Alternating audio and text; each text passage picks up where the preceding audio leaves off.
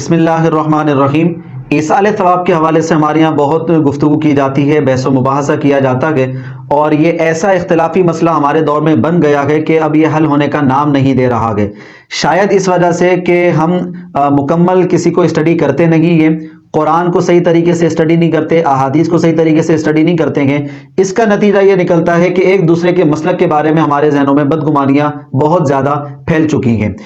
دیکھیے، ایصال ثواب کے حوالے سے ایک آیت پاک بنیادی طور پر بیان کی جاتی ہے، سورہ نجم میں آیت نمبر 39 ہے۔ اللہ رب العزت ارشاد فرماتا ہے وَأَن لَّيْسَ لِلْإِنسَانِ إِلَّا مَا سَعَىٰ، کہ انسان کو اسی عمل کا بدلہ دیا جائے گا جس کی سعی اس نے خود کی ہوگی۔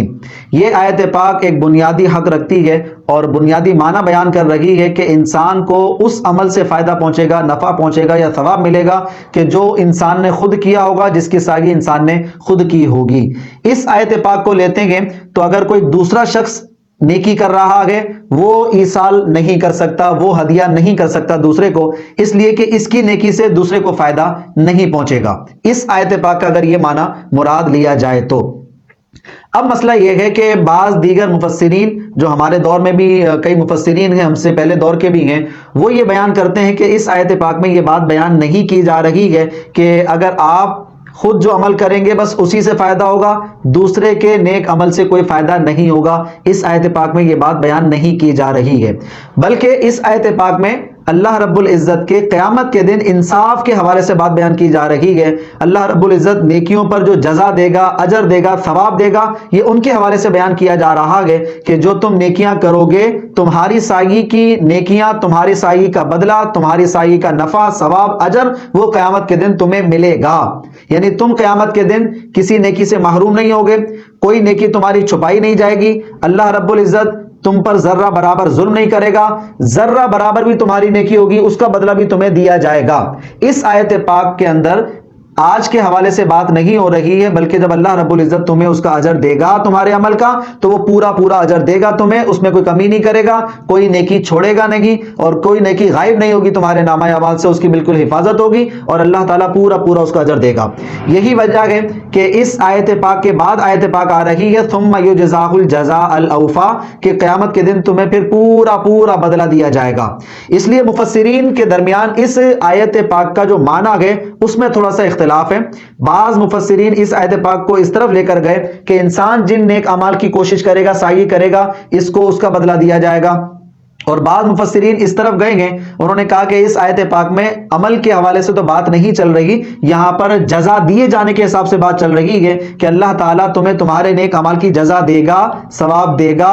غائب نہیں ہوں گی تمہاری نیکیاں، اللہ تعالیٰ تم پر ظلم نہیں کرے گا، چھوٹی سے چھوٹی نیکی ہوگی، ذرہ برابر نیکی ہوگی، اللہ تعالیٰ اس پر بھی تمہیں بدلہ دے گا، اجر دے گا، ثواب دے گا۔ تو یہ دو آراء ہو گئی مفسرین کی۔ پہلا والا معنی زیادہ مناسب نہیں ہے، اور وہ قرآن کی آیات اور ہمارے اعمال کے مخالف بھی ہے، کہ جس میں یہ بیان کیا جا رہا ہے کہ تمہیں صرف تمہاری عمل کا فائدہ ہوگا، دوسرے کے عمل کا فائدہ نہیں ہوگا۔ یہ بات غلط جا رہی ہے تھوڑی، اس لیے غلط جا رہی ہے کہ اس میں سورہ نجم میں ہی تھوڑا پہلے ہی ایک آیت پاک موجود ہے۔ اللہ رب العزت ارشاد فرماتا ہے والذین آمنوا واتبعتہم ذریتہم بایمان، جو لوگ ایمان لائے اور ان کی پیروی کرتے ہوئے، ان کی اتباع کرتے ہوئے ان کی ذریت بھی ایمان لے آئی، اسلام قبول کر لیا، ایمان پر رہے، تو اللہ تعالیٰ ان اولاد کو ماں باپ کے درجات میں ہی جنت میں رکھے گا۔ الحقنا بہم ذریتہم، اللہ ان کی ذریت کو، ان کی اولاد کو اور ان کے ماں باپ کو، دونوں کو برابر درجات میں رکھے گا، جنت میں رکھے گا، انہی کے ساتھ اللہ رب العزت ان کو لاحق کر دے گا، انہی کے ساتھ اس کا الحاق کر دے گا۔ تو ماں باپ کی اتباع میں ایمان لانے کی وجہ سے، ماں باپ کی پیروی کی اتباع کی، اس کی وجہ سے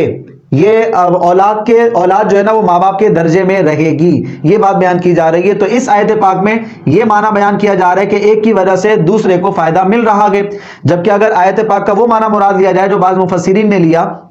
کہ تمہیں صرف اسی نیک عمل کا بدلہ ملے گا جو تم نے کیا ہے، اگر یہ معنی مراد لیا جائے تو اس کا مطلب یہ ہوگا کہ اس آیت پاک کے اندر جو بات بیان کی جا رہی ہے وہ غلط ہے، کہ ایک کی وجہ سے دوسرے کو فائدہ پہنچ رہا ہے۔ دوسری بات، ہم نماز جنازہ ادا کرتے ہیں،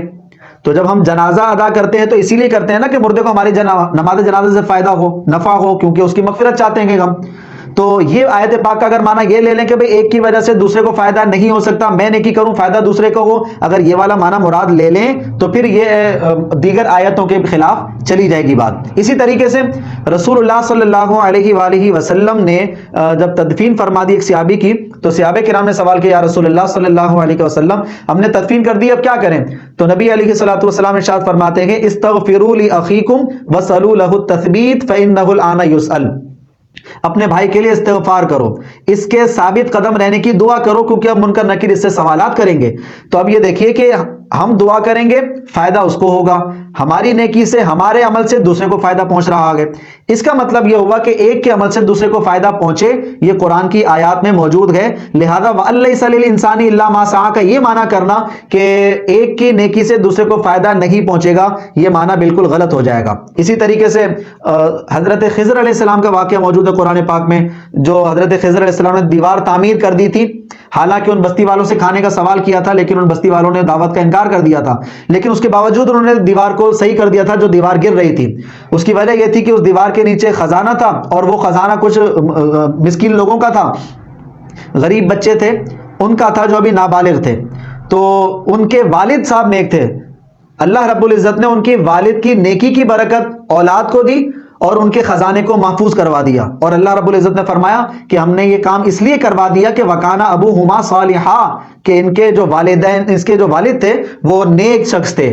تو والدین کی نیکی کی برکت اولاد میں کئی نسلوں کے بعد ظاہر ہو رہی ہے، تو ایک کی نیکی سے دوسرے کو فائدہ پہنچا، یہ قرآن پاک سے ثابت ہوتا ہے۔ تو اس طرح کئی دلائل ہیں جن کی دلائل کی روشنی میں ہم یہ کہیں گے کہ اس آیت پاک کا معنی یہ مناسب نہیں لگ رہا کہ انسان کو اسی عمل کا بدلہ دیا جائے گا کہ جو وہ خود کرتا ہے، دوسرے کے عمل سے اس کو کوئی فائدہ نہیں پہنچ سکتا، یہ معنی مراد نہیں لے سکتے۔ بدلہ تو ہمارے عمل کا ملے گا ہمیں، لیکن اگر کوئی دوسرا عمل کرتا ہے اور ہمیں اس کا فائدہ پہنچاتا ہے تو کیا ہم اس سے فائدہ اٹھا سکتے ہیں یا نہیں؟ تو قرآن پاک میں یہ بات ثابت ہے کہ ایک کی نیکی سے دوسرے کو فائدہ مل جاتا ہے۔ اسی لیے بہت سارے ہمارے علماء کرام کے مفسرین ہیں جو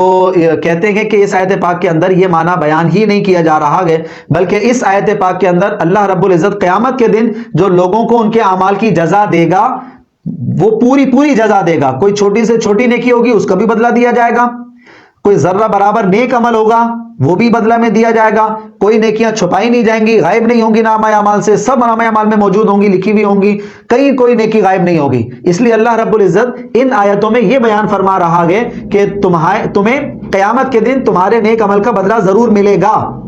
یہ نہیں کہ کسی عمل کا بدلہ نہ ملے۔ اللہ رب العزت تم پر ظلم نہیں فرمائے گا، اللہ رب العزت تمہارے ساتھ انصاف فرمائے گا اور تمہیں تمہارے نیک عمل کا بدلہ دے گا۔ اسی لیے قرآن پاک میں یہ اسی آیت پاک کے بعد آیت پاک آ رہی ہے ثم یجزاہ الجزاء الاوفا، پھر اللہ تعالیٰ تمہیں تمہاری جزا پوری عطا فرمائے گا۔ تو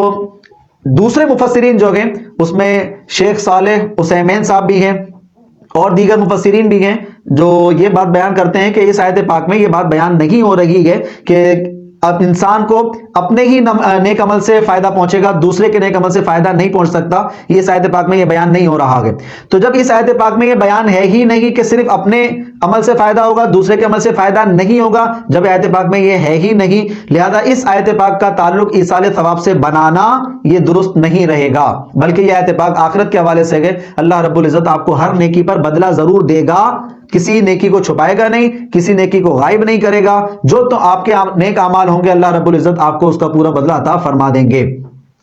یہ مفسرین کے مطابق ہو گئی بات۔ اب مسئلہ یہ آتا ہے پہلے جو معنی لیا گیا ہے ان مفسرین کے نزدیک ایصال ثواب کی بحث چلے گی اس آیت پاک میں، اور جو دوسرے مفسرین ہیں وہ کہتے ہیں ایصال ثواب کا تعلق بنتا ہی نہیں ہے اس آیت پاک سے، لہذا ایصال ثواب کا تعلق اس آیت سے تو ہے ہی نہیں۔ یہ تصور پھر بعد میں آئے گا دیگر آیتوں سے جو ہم نے آپ کے سامنے ذکر کی، یا کچھ اعمال جو ہمارے ہیں مسلم آ گئے اسلام کے اندر جو 1400 سال سے چلتے ہوئے آ رہے ہیں، نماز جنازہ ادا کرنا، میت کے لیے مغفرت کی دعا کرنا، اپنے مرحومین کے لیے مغفرت کی دعا کرنا، قرآن پاک میں بھی موجود ہے، اس کا عملی تواتر بھی چلتا ہوا آ رہا ہے۔ اس آیت پاک کی روشنی میں ہم کہیں گے کہ یہ ایصال ثواب والا معنی درست نہیں ہے، دوسرا والا معنی درست ہے۔ تو اس آیت پاک سے ایصال ثواب کا تعلق نہیں بن سکتا، دوسرا معنی مراد ہے اللہ رب العزت جو قیامت کے دن آپ کے ساتھ انصاف فرمائے گا، اس میں کوئی ناانصافی نہیں ہوگی آپ کے اعمال کی جزا دیے جانے میں، یہ آیت پاک میں بات چل رہی ہے۔ تو جب آیت پاک کا یہ معنی ہو گیا، ایصال ثواب کی بحث یہاں سے ختم ہو گئی۔ اب قرآن کی دیگر آیات میں یہ موجود ضرور گئے کہ ایک کے عمل سے دوسرے کو فائدہ پہنچے گا، جو مثالیں ہم نے آپ کے سامنے ذکر کر دی ہیں۔ اب مسئلہ یہ آتا ہے کہ جو قرآن کی آیات یا احادیث طیبہ میں یہ آیا ہے کہ ایک کے نیک عمل سے دوسرے کو فائدہ پہنچتا ہے، یہ تصور لے لیا جائے تو بالکل ٹھیک ہے، قرآن پاک میں بھی موجود ہے، احادیث میں بھی موجود ہے۔ جیسے صحابہ کرام نبی علیہ الصلوۃ والسلام کے پاس آئے اور انہوں نے آ کر کہا کہ میری والدہ کا انتقال ہو گیا ہے، تو میں یہ سمجھتا ہوں کہ اگر وہ کچھ کلام کرتی تو شاید صدقے کی بات کرتی، تو اگر میں ان کی طرف سے صدقہ کر دوں تو کیا ان کو ثواب پہنچے گا، ان کو فائدہ پہنچے گا؟ تو رسول اللہ صلی اللہ علیہ وسلم نے ارشاد فرمایا کہ نعم، ہاں بالکل فائدہ پہنچے گا۔ یہاں سے آپ مراد لے سکتے ہیں کہ میت کی طرف سے صدقہ کرنا، یا آپ جو صدقہ کریں اس میں ثواب میت کا رکھ دیا جائے، میت کی طرف اس کو نسبت کر دی جائے، تو بالکل یہ حدیث پاک سے ثابت ہے، اس کا کائنات میں کوئی بھی انکار نہیں کرتا ہے۔ چاہے اہل سنت کے تینوں مکتبہ فکر ہوں، بریلوی حضرات، دیوبندی حضرات یا اہل حدیث حضرات، اگر مالی صدقہ میت کی طرف سے کیا جائے تو سب کے نزدیک یہ ثواب مردے کو پہنچتا ہے اور اس سے مردے کو فائدہ ہوتا ہے۔ اور ہمارے تمام شارحین نے اور امام نووی رحمۃ اللہ علیہ نے اس پر کلام کیا اور ارشاد فرمایا کہ بالاتفاق ان روایات کی روشنی میں مالی صدقہ جب بھی کیا جائے گا تو میت کو ثواب پہنچے گا۔ اب اسی طرح دوسری روایت آتی ہے جو سعد بن عبادہ کی ہے، وہ نبی علیہ الصلوۃ والسلام کے پاس آئے، انہوں نے بھی یہی بات کی کہ کیا اس طریقے سے ایصال ثواب کر دیا جائے تو کیا ان کو پہنچے گا؟ نبی علیہ الصلوۃ والسلام ارشاد فرما رہے ہیں نام پہنچے گا۔ تو انہوں نے پھر کہا کہ اشہدو کا ان حائط المخراب، حضور میرا فلاں باغ ہے، آپ گواہ ہو جائیے کہ میں وہ اپنا باغ اپنی والدہ کی طرف سے صدقہ کر رہا ہوں، لہذا وہ انہوں نے صدقہ کر دیا والدہ کی طرف سے۔ یہ بھی روایت موجود ہے، بخاری میں موجود ہے۔ اسی طرح بخاری مسلم کی ایک اور روایت ہے، نبی علیہ الصلوۃ والسلام کے پاس ایک صحابی آئے، انہوں نے کہا کہ میری والدہ کا انتقال ہو گیا ہے اور مجھے ایسا لگ رہا ہے کہ ان پر حج، ان کا ارادہ تھا حج کرنے کا، تو کیا اگر میں ان کی طرف سے حج ادا کروں تو ہو جائے گا، ان کو فائدہ پہنچے گا؟ تو نبی علیہ الصلوۃ والسلام نے فرمایا بالکل پہنچے گا۔ تو نبی علیہ الصلوۃ والسلام نے ان کو اس عبادت کرنے کا مرحوم کی طرف سے اجازت دے دی۔ ان روایات کی روشنی میں ثابت ہوتا ہے کہ اگر مالی صدقہ کیا جائے میت کی طرف سے تو بالکل اس کو حق پہنچتا ہے، اس کو ثواب پہنچتا ہے، اس کو نفع پہنچتا ہے، اس کا کوئی بھی انکار نہیں کرتا ہے۔ اس کے بعد اب مسئلہ یہ آتا ہے کہ روایات میں جو جو آئی ہیں، صدقات آئے ہیں، جو بھی عمل آئے ہیں، حج کرنا ہے، عمرہ کرنا ہے، صدقہ کرنا ہے، اسی طریقے سے اگر میت پر دین گئے تو وہ ادا کرنا ہے، اگر یہ چیزیں ادا کر رہے ہیں تو بالکل اس کا ثواب پہنچے گا، سب متفق ہیں اس بات پر۔ اب مسئلہ یہ آتا ہے کہ ان کے علاوہ کیا دیگر نیک اعمال بھی ہم شامل کر سکتے ہیں یا نہیں کر سکتے؟ تو یاد رکھ لیجئے، اس کے لیے امام مالک اور امام شافعی رحمۃ اللہ علیہما یہ ارشاد فرمایا کرتے تھے کہ چونکہ یہ معاملہ غیب کا ہے، قبر کا معاملہ ہے، پوشیدہ معاملہ ہے، ہمیں تو حضور نے بتایا کہ ثواب پہنچ جائے گا، تمہارے عمل سے فلاں کو فائدہ ہو جائے گا، تو جہاں جہاں حضور نے بتایا ہے ہم وہیں تک رہیں گے، اس کے آگے ہم گواہی نہیں دے سکتے، کچھ نہیں کہہ سکتے۔ اس کے بعد امام ابو حنیفہ اور امام احمد بن حنبل یہ ارشاد فرماتے ہیں چونکہ ایک ہمیں مثال تو مل گئی، ایک تصور مل گیا کہ اگر کوئی نیکی کی جائے مردے کی طرف سے تو بالکل اس کو ثواب پہنچ جاتا ہے، فائدہ پہنچ جاتا ہے، تو اگر ہم دیگر نیک اعمال کو بھی شامل کر لیں، دلالت النص بنایا جا سکتا ہے، وہ ثابت ہو جائے گا، تو